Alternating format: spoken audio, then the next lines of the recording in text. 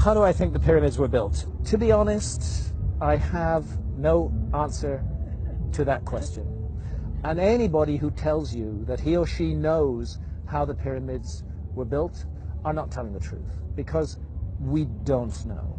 We don't know. The Great Pyramid contains a number of mysteries. The Great Pyramid, first of all, is very big. The Great Pyramid weighs 6 million tons. We can calculate that from its mass. It weighs 6 million tons. Its footprint is 13 acres. It's more than 750 feet along each side. It's 481 feet tall. More than 2.5 million individual blocks of stone were used in its construction. But it's not just big. It's really, really precise. The Great Pyramid is locked in to the cardinal dimensions of our planet. The Great Pyramid is targeted on true north within 3/60ths of a single degree.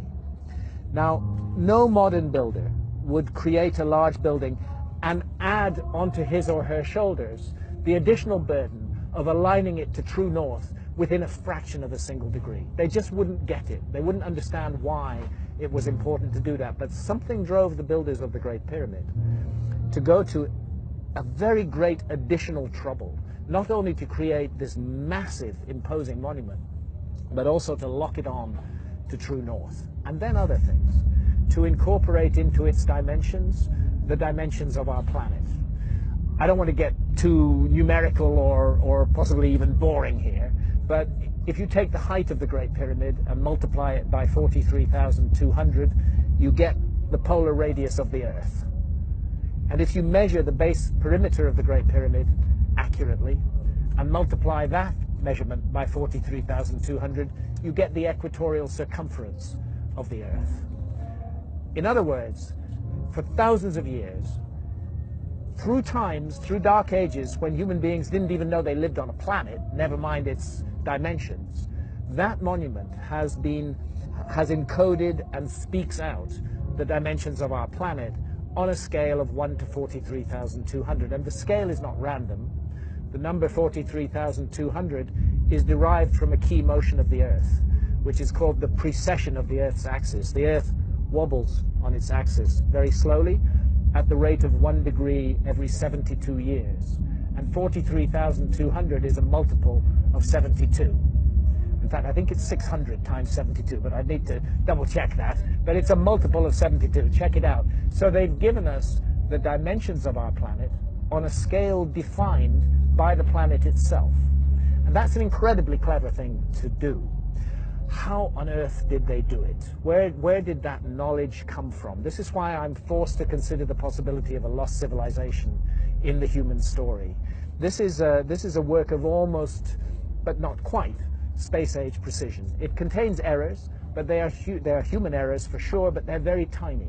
The great precision, great skill, great craft. Some people will say to you, oh, the Great Pyramid was built by slaves. That is utter bullshit. No slaves were ever involved in the construction of the Great Pyramid. As far as I know, there were no slaves in Old Kingdom Egypt whatsoever.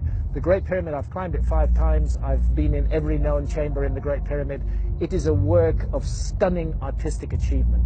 You're looking at the work of masters of architecture at the peak of their skill. Not an unwilling labor force, but people who gave their labor to that work with love and with care and with attention. There are blocks of stone weighing 70 tons that have been raised more than 300 feet above the ground. And we're not talking a couple of blocks, we're talking dozens of blocks of that weight. The average block weighs about 2.5 tons. It's the moving of those huge blocks of stone, their arrangement into a high precision monument, and the achievement of actually doing it, because you know, if you make a small mistake at the base, by the time you get to the summit of your 481-foot high pyramid, you don't have a pyramid, you have a corkscrew. You know?